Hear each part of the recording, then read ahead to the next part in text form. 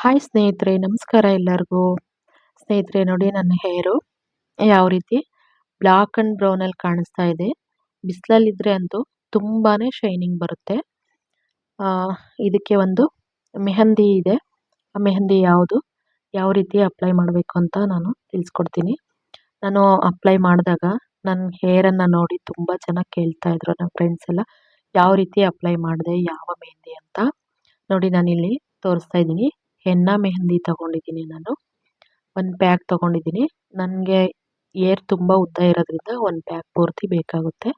ಇದಕ್ಕೆ ಮತ್ತೆ ನಾನು ಇಲ್ಲಿ ಬೀಟ್ರೋಟನ್ನು ತುರಿದು ಇಟ್ಕೊಂಡಿದ್ದೀನಿ. ಒಂದು ಅರ್ಧ ಭಾಗದಷ್ಟು ಬೀಟ್ರೋಟನ್ನು ತಗೊಂಡಿದ್ದೀನಿ. ಹಾಗೆ ಇಲ್ಲಿ ಒಂದು ಲೆಮನ್ ಕೂಡ ಕಟ್ ಮಾಡಿ ಇಟ್ಕೊಂಡಿದ್ದೀನಿ. ತುಂಬಾ ಈಸಿಯಾಗಿ ಮನೆಯಲ್ಲೇ ರೆಡಿ ಮಾಡ್ಕೋಬೋದು. ಒಂದು 3ರಿಂದ 4 ಲವಂಗ ಕೂಡ ತಗೊಂಡಿದ್ದೀನಿ. ಬನ್ನಿ ಈಗ ಅದನ್ನು ಯಾವ ರೀತಿ ರೆಡಿ ಮಾಡೋದಂತ ನೋಡೋಣ. ಒಂದು ಪಾತ್ರೆ ತಗೊಂಡು ಅದರೊಳಗಡೆ ನಾನು ತುರಿದಿರ್ತಕ್ಕಂಥ ಬೀಟ್ರೂಟನ್ನು ಹಾಕ್ತಾ ಇದ್ದೀನಿ. ಅಷ್ಟು ಬೀಟ್ರೂಟನ್ನು ಹಾಕಿ ಈಗ ಇದಕ್ಕೆ ಒಂದು ಗ್ಲಾಸ್ ನೀರನ್ನು ಸೇರಿಸ್ತಾ ಇದ್ದೀನಿ.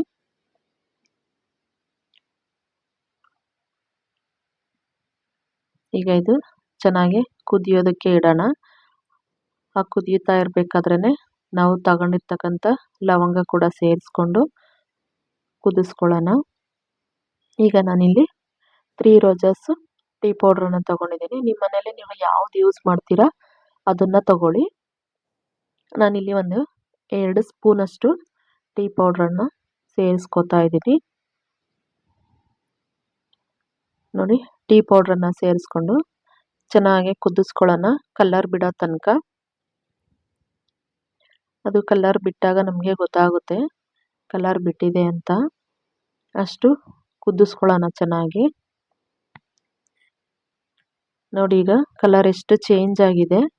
ಬೀಟ್ರೋಟು, ಟೀ ಪೌಡ್ರು, ಲವಂಗ 3 ಕೂಡ ಕಲರ್ ಬಿಟ್ಕೊಂಡಿದೆ ಚೆನ್ನಾಗಿ ಕುದ್ದು.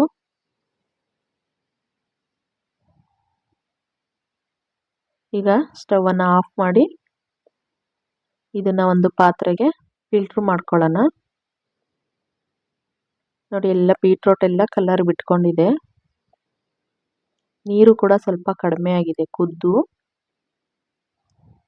ಈಗ ಈ ಪಾತ್ರೆ ಒಳಗಡೆ ಫಿಲ್ಟ್ರ್ ಮಾಡ್ಕೊಳ್ಳೋಣ.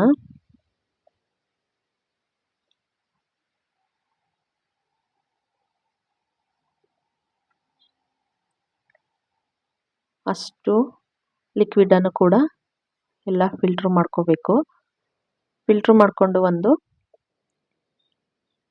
5 ಮಿನಿಟ್ ತಣ್ಣ ಆಗೋದಕ್ಕೆ ಬಿಡೋಣ.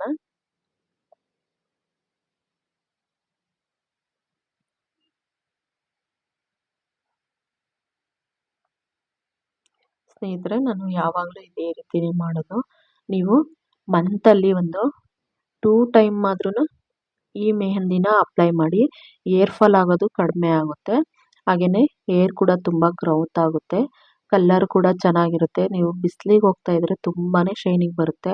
ಹಾಗೆ ಲೈಟಿನ ಬೆಳಕಲ್ಲಿದ್ದರೆ ಕೂಡ ಒಂಥರ ಶೈನಿಂಗ್ ಬರುತ್ತೆ. ನಾರ್ಮಲ್ ಆಗಿದ್ದರೆ ಕೂಡ ಒಂಥರ ಶೈನಿಂಗ್ ಬರುತ್ತೆ. ತುಂಬಾ ಚೆನ್ನಾಗಿದೆ. ಹಾಗೆ ನಿಮ್ಮ ಫೇಸ್ ಕೂಡ ಅಷ್ಟೇ ಗ್ಲೋ ಕೊಡುತ್ತೆ. ಈ ಮೆಹಂದಿನ ಹಚ್ಕೊಂಡಾಗ ಎಷ್ಟು ಗ್ಲೋ ಕೊಡುತ್ತೆ ಅಂತ ಅಂದರೆ ನಿಮಗೆ ಒಂಥರ ಹ್ಯಾಪಿ ಆಗೋ ಫೀಲ್ ಆಗುತ್ತೆ. ಅಷ್ಟು ಗ್ಲೋ ಕೊಡುತ್ತೆ. ನೀವು ಫೇಸ್ಗೆ ಏನೂ ಅಪ್ಲೈ ಮಾಡಿಲ್ಲ ಅಂದ್ರೂ ಈ ಮೆಹಂದಿ ಹಾಕಿದಾಗ ನಿಮ್ಮ ಫೇಸ್ ಅಷ್ಟೇ ಗ್ಲೋ ಕೊಡುತ್ತೆ. ಹಾಗೆ ಏರ್ ಕೂಡ ಅಷ್ಟೇ ಚೆನ್ನಾಗಿ ಗ್ರೋತ್ ಆಗುತ್ತೆ. ಹಾಗೆ ಕಲರ್ ಕೂಡ ಚೆನ್ನಾಗಿರುತ್ತೆ.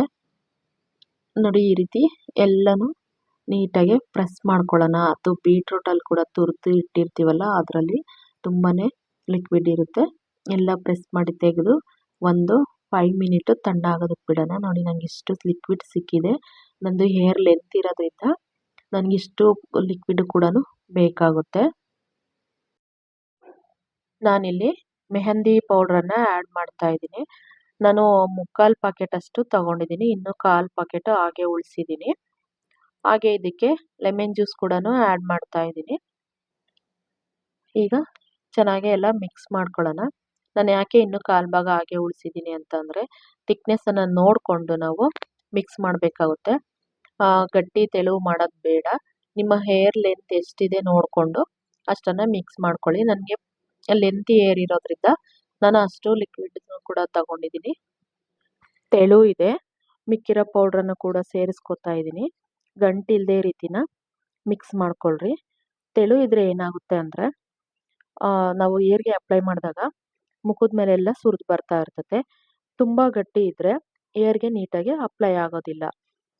ಗಂಟ ಹಾಗೆ ಉಳ್ಕೊಳ್ಳುತ್ತೆ. ನಾವು ಎಷ್ಟು ಅಪ್ಲೈ ಮಾಡಿದ್ರೂ ಅದು ಹಾಗೆ ಒಂದೇ ಕಡೆನೇ ಸೇರ್ಕೊಂಡಿರುತ್ತೆ. ಅದಕ್ಕೋಸ್ಕರ ಥಿಕ್ನೆಸ್ಸನ್ನು ನೋಡಿಕೊಂಡು ನಾವು ಮಿಕ್ಸ್ ಮಾಡಬೇಕಾಗುತ್ತೆ ನೋಡಿ. ಇಷ್ಟು ಇದ್ದರೆ ಸಾಕು, ನೀಟಾಗಿ ಅಪ್ಲೈ ಆಗುತ್ತೆ. ಚೆನ್ನಾಗಿ ಗಂಟು ಇಲ್ಲದೆ ಇರೋ ರೀತಿ ಮಿಕ್ಸ್ ಮಾಡಿಬಿಟ್ಟು ನಾನಿಲ್ಲಿ 1 ಅವರ್ ರೆಸ್ಟ್ ಮಾಡಿಬಿಟ್ಟು ಆಮೇಲೆ ಅಪ್ಲೈ ಮಾಡ್ತಾ ಇದ್ದೀನಿ. ಇದಕ್ಕೆ ನೀವು ಎಗ್ಗು ಅಥವಾ ಮೊಸರನ್ನು ಕೂಡ ಹಾಕ್ಬೋದು. ನಾನು ಎರಡೂ ಕೂಡ ಸ್ಕಿಪ್ ಮಾಡಿದ್ದೀನಿ. ಯಾಕಂದರೆ ಎಗ್ಗನ್ನು ಹಾಕಿದ್ರೆ ಓವರ್ ನೈಟ್ ಇಡಬೇಕಾಗುತ್ತೆ. ಮೊಸರು ಹಾಕಿದ್ರು ಅಷ್ಟೇ ಓವರ್ ನೈಟ್ ಇಡಬೇಕು. ಹಾಗಾಗಿ ನಾನು ಎರಡೂ ಕೂಡ ಸ್ಕಿಪ್ ಮಾಡಿದ್ದೀನಿ ಈಗಲೇ ಅಪ್ಲೈ ಮಾಡೋದ್ರಿಂದ. ನೋಡಿ ಈಗಲೇ ಎಷ್ಟು ಕಲರ್ ಕಾಣ್ತಾ ಇದೆ, ಬ್ಲ್ಯಾಕ್ ಆ್ಯಂಡ್ ಬ್ರೌನಾಗಿ ಕಾಣಿಸ್ತಾ ಇದೆ. ಇನ್ನು ಹೇರ್ಗೆ ಅಪ್ಲೈ ಮಾಡಿದ್ರಂತೂ ಹೇರ್ ಕೂಡ ಅಷ್ಟೇ ಚೆನ್ನಾಗೇ ಇರುತ್ತೆ. ಹಾಗೆ ಫೇಸ್ ಕೂಡ ಅಷ್ಟೇ ಗ್ಲೋ ಕೊಡುತ್ತೆ. ನಾವಿದು ಅಪ್ಲೈ ಮಾಡಿದ ತಕ್ಷಣ ನಮ್ಮ ಫೇಸು ಎಷ್ಟು ಗ್ಲೋ ಕೊಡುತ್ತಂದರೆ ಹೇಳೋಕ್ಕೆ ಆಗಲ್ಲ, ಅಷ್ಟು ಚೆನ್ನಾಗೇ ಇರುತ್ತೆ. ನಾನೀಗ ತೋರಿಸ್ತಾ ಇದ್ದೀನಿ ನೋಡಿ, ನಾನು ಅಪ್ಲೈ ಮಾಡಿಕೊಂಡೆ. ನನ್ನ ಕೈ ಕೂಡ ಅಷ್ಟೇ ಕಲರಾಗಿ ಕಾಣ್ತಾ ಇದೆ. ಸುಮ್ಮನೆ ಜಸ್ಟು ಹೇರ್ಗೆ ಅಪ್ಲೈ ಮಾಡಿದ್ದಷ್ಟೇ ನೋಡಿ. ಈ ರೀತಿ ಎಲ್ಲನ ಹೇರ್ಗೆ ನೀಟಾಗಿ ಎಲ್ಲೂ ಗ್ಯಾಪ್ ಬಿಡ್ದೇನೆ ಎಲ್ಲ ಚೆನ್ನಾಗಿ ಅಪ್ಲೈ ಮಾಡ್ಕೋಬೇಕಾಗುತ್ತೆ. ನೀಟಾಗಿ ಅಪ್ಲೈ ಮಾಡಿಬಿಟ್ಟು 1-2 ಅವರ್ ಬಿಸಿಲಿಗಾದರೂ ನಿಲ್ಲಿ, ಇಲ್ಲಾಂದರೆ ನೆರಳಲ್ಲೇನಾದರೂ ರೆಸ್ಟ್ ಮಾಡಿ. ನೆರಳಲ್ಲಾದರೆ ಒಂದು 3 ಅವರ್ ಇರಬೇಕಾಗುತ್ತೆ. ಒಂದು 2 ಅವರು ಬಿಸಿಲಲ್ಲಿದ್ದರೆ ಸಾಕಾಗುತ್ತೆ. ಚೆನ್ನಾಗಿ ಡ್ರೈ ಆಗುತ್ತೆ.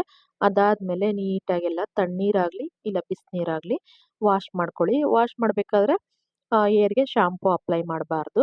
ಹಾಗೆ ಬರೀ ನೀರಲ್ಲೇ ವಾಶ್ ಮಾಡಿ ನೀಟಾಗಿ ಹೇರನ್ನು ಡ್ರೈ ಮಾಡಿ. ಡ್ರೈ ಆದಮೇಲೆ ನೈಟು ನೀವು ಸ್ಲೀಪಿಂಗ್ ಮಾಡಬೇಕಾದ್ರೆ ಸ್ವಲ್ಪ ಕೊಬ್ಬರಿ ಎಣ್ಣೆನ ಹೇರ್ಗೆ ಅಪ್ಲೈ ಮಾಡಿ. ತುಂಬ ಚೆನ್ನಾಗಿ ಕಲರ್ ಬರುತ್ತೆ. ಹಾಗೆಯೇ ಭಾಳ ದಿನ ಕೂಡ ಕಲರು ಹಾಗೇನೇ ಇರುತ್ತೆ. ನೀವು ಈ ರೀತಿ ತಿಂಗಳಿಗೆ 2 ಟೈಮ್ ಆದ್ರೂ ಅಪ್ಲೈ ಮಾಡ್ತಾಯಿದ್ರೆ ನಿಮ್ಮ ಹೇರ್ ತುಂಬಾ ಚೆನ್ನಾಗಿ ಕಾಣಿಸುತ್ತೆ. ಹಾಗೆ ಹೇರ್ ಗ್ರೋತ್ ಕೂಡ ಚೆನ್ನಾಗಾಗುತ್ತೆ.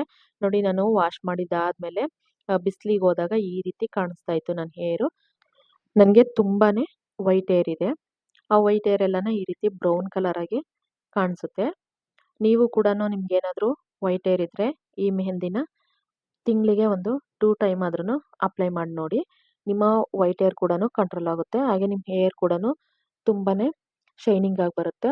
ಗ್ರೋತ್ ಕೂಡ ಚೆನ್ನಾಗಾಗುತ್ತೆ. ತುಂಬಾ ಬೆನಿಫಿಟ್ ಇದೆ ಈ ಮೆಹಂದಿಯಿಂದನ. ಸ್ನೇಹಿತರೆ, ಈ ವಿಡಿಯೋ ಇಲ್ಲಿಗೆ ಎಂಡ್ ಮಾಡ್ತಾ ಇದ್ದೀನಿ. ನಿಮ್ಗೇನಾದರೂ ವಿಡಿಯೋ ಇಷ್ಟ ಆಗಿದ್ದರೆ ದಯವಿಟ್ಟು ಒಂದು ಲೈಕನ್ನು ಕೊಟ್ಟು ಸಬ್ಸ್ಕ್ರೈಬ್ ಮಾಡ್ಕೊಳ್ಳಿ.